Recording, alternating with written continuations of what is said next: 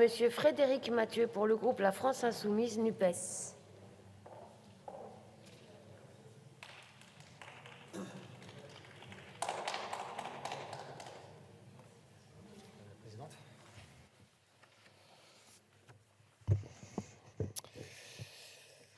Madame la présidente, collègues, monsieur le ministre, l'affection de longue durée d'un enfant, c'est la vie qui change durablement, parfois irrémédiablement pour l'enfant et sa famille.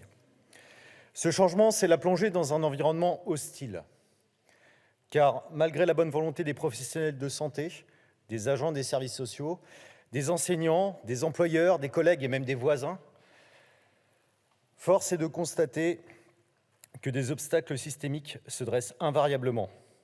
Il incombe au législateur de les faire tomber. En effet, lorsqu'on découvre le quotidien des familles confrontées à l'affection de longue durée d'un enfant, on ne peut qu'être frappé par la concentration rapide des difficultés et l'insuffisance évidente de moyens pour y faire face. Au préalable, je tiens à souligner que la proposition de loi que nous examinons ne contient pas l'entièreté des problématiques liées aux affections de longue durée touchant les enfants. Des angles morts subsistent, dont la question des traitements n'est pas la moindre. Ainsi, nombre de pathologies pédiatriques, au premier rang desquelles les cancers, sont considérés, de par leur faible occurrence, comme des maladies rares. La réaction de l'industrie pharmaceutique est implacable, pas assez profitable pour faire l'objet de recherches et encore moins d'un développement. Prenons acte dès maintenant que notre devoir sur ce sujet ne sera pas achevé avec l'adoption de cette proposition de loi. Prenons acte que notre volonté commune à faire prévaloir l'intérêt général dans les recherches médicales et pharmaceutiques trouvera matière à un débat législatif spécifique. Aujourd'hui, nous pouvons considérablement soulager le quotidien des familles et nous le ferons. Demain, nous nous devrons de prendre nos responsabilités de législateurs en trouvant ensemble, je l'espère, les voies et moyens d'une recherche entièrement émancipée des intérêts mercantiles. Pour l'heure, en son état actuel et dans la mesure où la proposition de loi relative à la protection des familles d'enfants touchés par une affection de longue durée représente une avancée pour les familles concernées, le groupe La France Insoumise NUPES votera le texte. Nous devons néanmoins saisir les possibilités de l'enrichir et d'aller le plus loin possible au regard non seulement des besoins des familles, mais également des leviers nécessaires aux pouvoirs publics pour accomplir leur mission sanitaire, sociale et éducative. Le spectre du soulagement de la tâche quotidienne des familles est large et les possibilités d'action sont heureusement nombreuses. Aussi nombreuses d'ailleurs que sont les obstacles précédemment évoqués.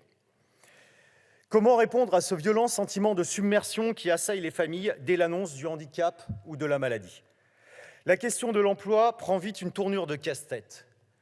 Comment faire? Il faut être présent auprès de l'enfant, non seulement pour le soutenir, mais tout simplement parce que les contingences matérielles de l'accompagnement aux examens et aux soins se posent.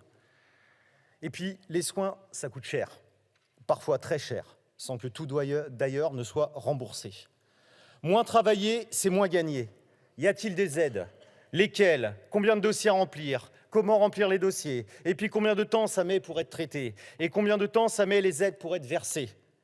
Le temps. Face à une affection de longue durée, le temps se dérobe car tout est désorganisé. Tout va trop vite, il y a trop de choses à faire, trop de choses auxquelles il faut penser. Et c'est encore plus difficile lorsqu'il y a des frères et sœurs qui, eux aussi, ont besoin de leurs parents, eux aussi, voient leur vie bouleversée. Et puis du temps, il en faut. Il en faut beaucoup, ne serait-ce que pour encaisser les mauvaises nouvelles, reprendre des forces et repartir dans un quotidien qui est devenu une lutte permanente. Alors oui, nous devons améliorer le rapport à l'activité professionnelle, améliorer son organisation et permettre les aménagements nécessaires. Nous avons la tâche d'améliorer l'accès aux droits, tous les droits.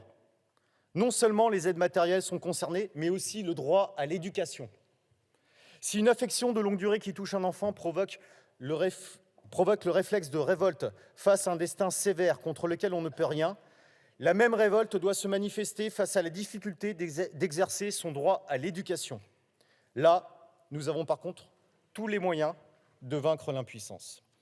Tolérons-nous par exemple que 12 mois s'écoule entre le moment où un enfant ne peut plus aller à l'école avec ses camarades et le moment où un enseignant est enfin dépêché à domicile?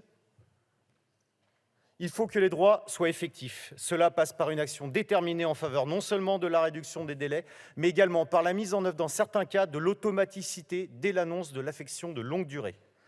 La tâche des familles est lourde. La nôtre, en comparaison, est ô combien plus facile. Améliorer immédiatement et concrètement l'environnement dans lequel les familles se trouvent plongées dès l'annonce de l'affection. Nous en avons le pouvoir, saisissons-le. Je vous remercie. Merci, monsieur le député. La parole